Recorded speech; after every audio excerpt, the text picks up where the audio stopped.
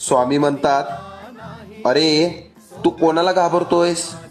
त्या काळाला जो माझ्या एका नजरेने आपली दिशा बदलतो, की त्या संकटांना ज्याची माझ्या एका हुंकाराने राख होते? चिंता करू नकोस. जेव्हा अख्खं जग तुझ्या विरोधात उभं असेल ना, जेव्हा तुझ्या स्वतःच्या सावलीने तुझी साथ सोडली असेल ना, तेव्हा फक्त डोळे मिटून काळजापासून मला हाक मार.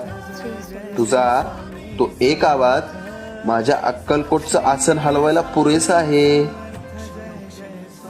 तुझ्या केसालाही धक्का लागण्याआधी या स्वामींना समोर उभा राहावं लागेल.